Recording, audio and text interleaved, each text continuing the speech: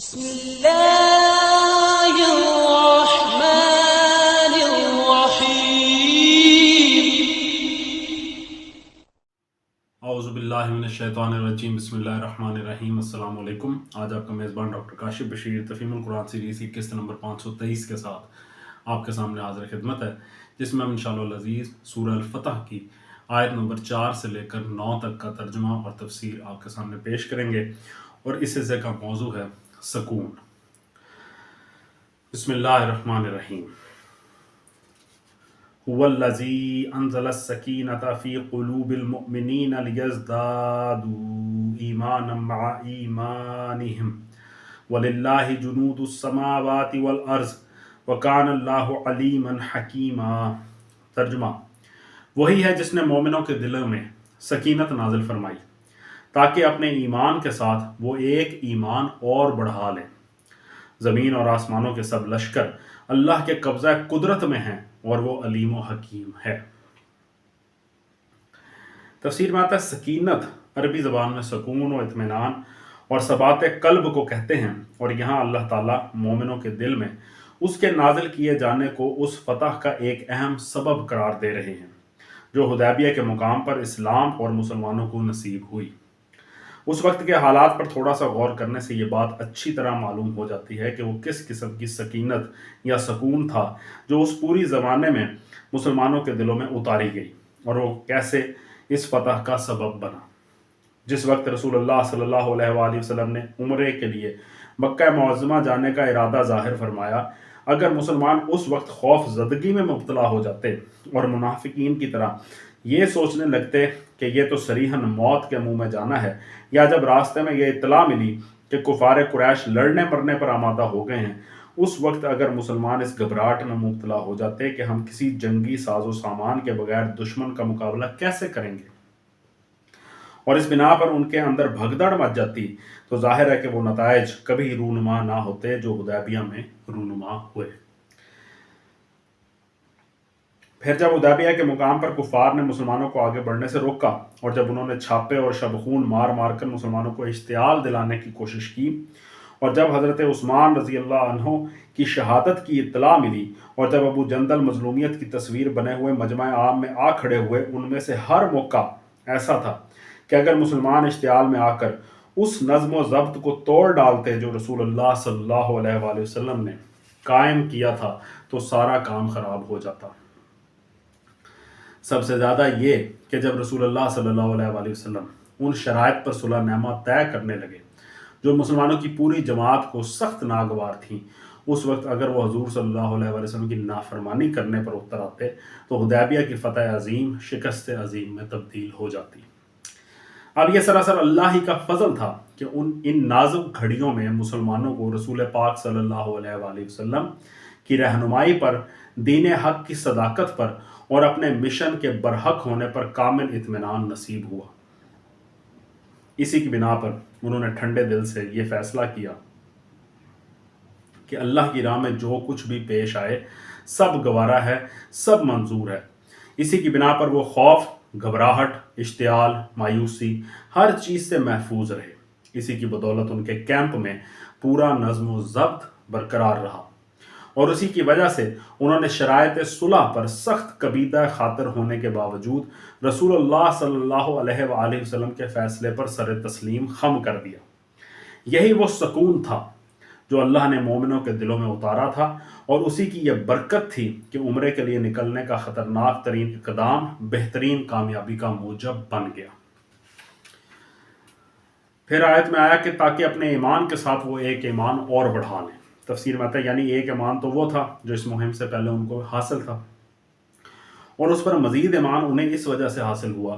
کہ اس مہم کے سلسلے میں جتنی شدید آزمائشیں پیش آتی چلی گئیں، ان میں سے ہر ایک میں وہ اخلاص، تقوی اور اطاعت کی روش اختیار کرتے ہوئے قائم رہے۔ یہ آیت بھی من جملہ ان آیات کے ہے جن سے معلوم ہوتا ہے کہ ایمان ایک جامد و ساکن حالت نہیں ہے، ایک کانسٹنٹ چیز نہیں ہے، بلکہ اس میں ترقی بھی ہوتی ہے، اس میں بڑھاوا بھی آتا ہے، اور اس میں کمی بھی واقع ہوتی ہے۔ اسلام قبول کرنے کے بعد سے مرتے دم تک مومن کو زندگی میں قدم قدم پر ایسی آزمائشوں سے سابقہ پیش آتا رہتا ہے جن میں اس کے لیے یہ سوال فیصلہ طلب ہوتا ہے کہ آیا وہ اللہ کے دین کی پیروی میں اپنے جان، مال، جذبات، خواہشات، اوقات، آسائشوں اور مفادات کی قربانی دینے کے لیے تیار ہے یا نہیں۔ ایسی ہر آزمائش کے موقع پر اگر وہ قربانی کی راہ اختیار کر لے تو اس کے ایمان کو ترقی اور والیدگی نصیب ہوتی ہے، اور اگر منہ موڑ جائے تو اس کا ایمان ٹھٹر کر رہ جاتا ہے، یہاں تک کہ ایک وقت ایسا بھی آ جاتا ہے جب وہ ابتدائی سرمایہ ایمان بھی خطرے میں پڑ جاتا ہے جسے لیے ہوئے وہ دائرہ اسلام میں داخل ہوا تھا۔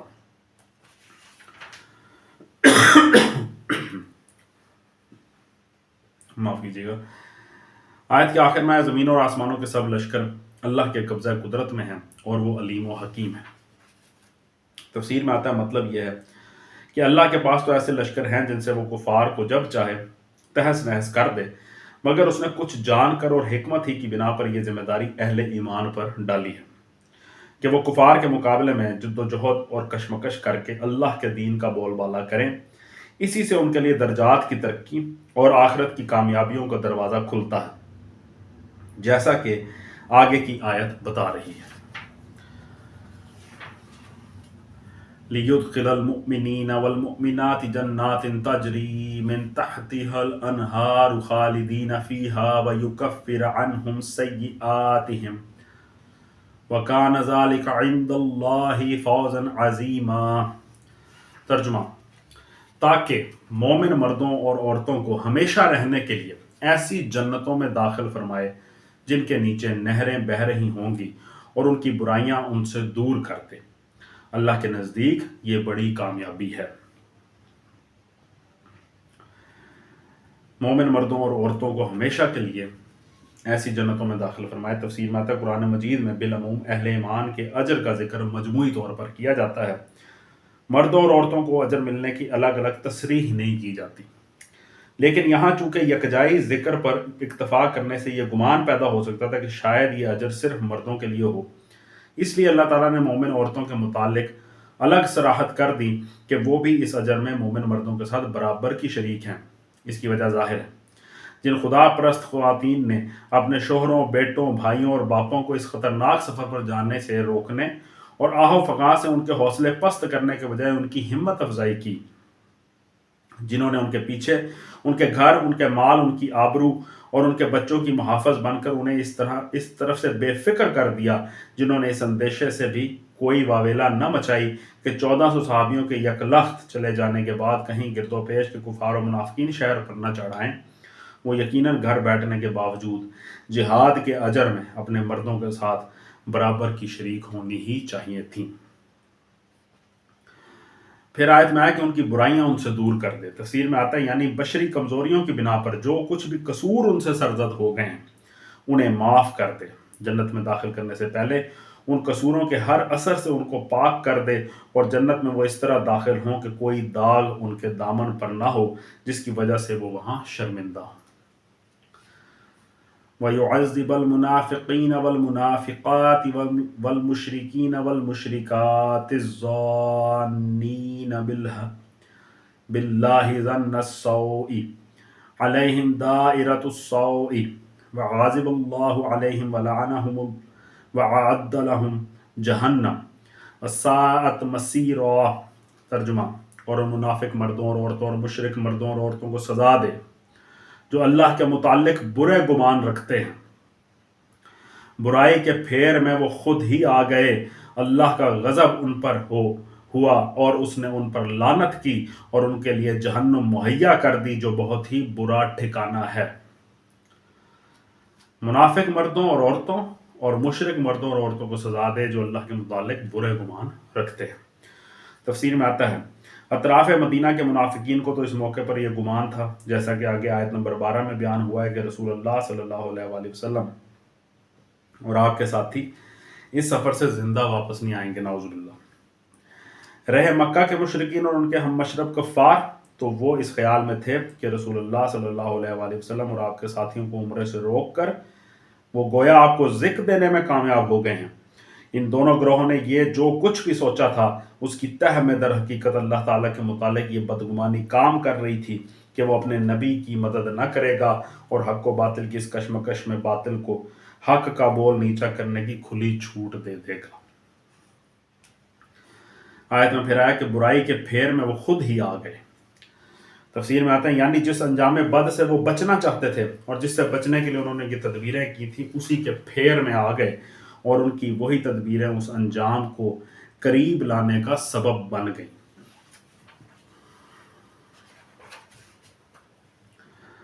وَلِلَّهِ جُنُودُ السَّمَاوَاتِ وَالْأَرْضِ وَكَانَ اللَّهُ عَزِيزًا حَكِيمًا۔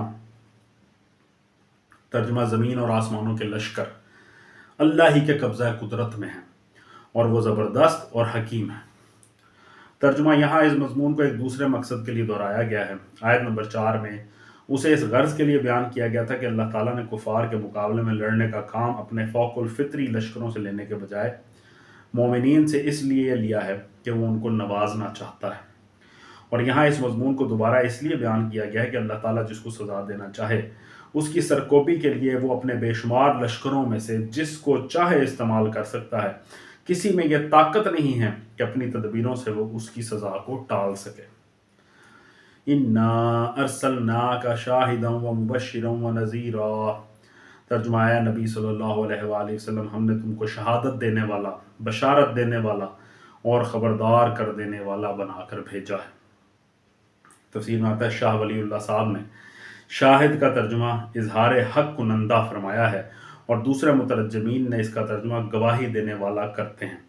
شہادت کا لفظ ان دونوں مفہومات پر حاوی ہے۔ اس کے بعد آخر میں مزید اس میں ایڈ ہے آیت میں کہ بشارت دینے والا بھی اور خبردار کر دینے والا بھی بنا کے بھیجا، تو یہ حضور پاک صلی اللہ علیہ وآلہ وسلم کا اعزاز ہے۔ اب کس لیے بھیجا یہ اگلی آیت میں آ رہا ہے لِتُؤْمِنُوا بِاللَّهِ وَرَسُولِهِ وَتُعَزِّرُوهُ وَتُوَقِّرُوهُ وَتُسَبِّحُوهُ بُكْرَةً وَأَصِيلًا۔ ترجمہ تاکہ اے لوگو تم اللہ اور اس کے رسول پر ایمان لاؤ اور اس کا ساتھ دو، اس کی تعظیم و توقیر کرو اور صبح و شام اس کی تسبیح کرتے رہو۔ یہ مقصد حیات ہے ہم لوگوں کا، بیسیکلی سمجھا جائے تو، کہ صبح شام اس کی تسبیح کریں، اللہ اس کے رسول پر ایمان لائیں، اس کا ساتھ دیں اور اس کی تعظیم و توقیر کریں۔ تفسیر میں آتا ہے بعض مفسرین نے تعزروہ اور توقروہ کی ضمیروں کا مرجع رسول اللہ صلی اللہ علیہ وآلہ وسلم کو اور تسبحوہ کی ضمیر کا مرجع اللہ تعالیٰ کو قرار دیا ہے۔ یعنی ان کے نزدیک آیت کا مطلب یہ ہے کہ تم رسول کا ساتھ دو، اس کی تعظیم و توقیر کرو اور صبح شام اللہ کی تسبیح کرتے رہو۔ لیکن ایک ہی سلسلہ کلام میں یہاں پہ لکھنے والے کا خیال ہے کہ ضمیروں کے دو الگ الگ مرجع قرار دینا جبکہ اس کے لیے کوئی قرینہ موجود نہیں ہے درست نہیں معلوم ہوتا ہے، اسی لیے مفسرین کے ایک دوسرے گروہ نے تمام ضمیروں کا مرجع اللہ تعالیٰ ہی کو قرار دیا، اور ان کے نزدیک عبارت کا مطلب یہ ہے کہ تم اللہ کا ساتھ دو، اس کی تعظیم و توقیر کرو اور صبح و شام اس کی تسبیح کرتے رہو۔ صبح و شام تسبیح کرنے سے مراد صرف صبح و شام ہی نہیں بلکہ ہمہ وقت تسبیح کرتے رہنا ہے۔ یہ ایسا ہی ہے جیسے ہم کہتے ہیں کہ فلاں بات کا شہرہ مشرق و مغرب میں پھیلا ہوا ہے، یعنی اتنی وہ مشہور ہے کہ مشرق مغرب میں اس کی باتیں ہوتی ہیں، تو اس کا مطلب یہ نہیں ہوتا کہ صرف مشرق اور مغرب کے لوگ ہی اس بات کو جانتے ہیں، بلکہ اس کا مطلب یہ ہوتا ہے کہ ساری دنیا میں اس کا چرچا ہو رہا ہے۔ تو یعنی ہر وقت اللہ کو یاد رکھنا ہے، اس کا ذکر کرنا ہے، اس کی تسبیح کرنی ہے، اس کی تعریف کرنی ہے۔ اللہ تعالیٰ ہمیں توفیق عطا فرمائے۔ صدق اللہ العلی العظیم۔ الحمدللہ آج ہم نے سورہ الفتح کی آیت نمبر 9 تک کا ترجمہ اور تفسیر آپ تک پہنچانے کی کوشش کی ہے۔ اللہ تعالیٰ سے دعا ہے کہ جو بھی کوئی غلطی کوتاہی کوئی تلفظ کی غلطی ہوئی ہو اللہ تعالیٰ اس سے معاف فرمائے، بے شک وہ معاف فرمانے والا ہے، اور اللہ تعالیٰ ہمیں اس بہترین توفیق سے نوازے جس کی بدولت ہم نیکیوں کے کاموں میں بڑھ چڑھ کر حصہ لیں، قرآن مجید کی تعلیم، اس کے مضامین کو سمجھیں اور اس کو اپنی زندگیوں میں نافذ العمل کرنے کے قابل ہو سکیں۔ اسی دعا کے ساتھ آپ سے اجازت چاہیں گے۔ اپنا بہت خیال رکھیں۔ آپ لوگوں کا بہت بہت شکریہ۔ اللہ حافظ۔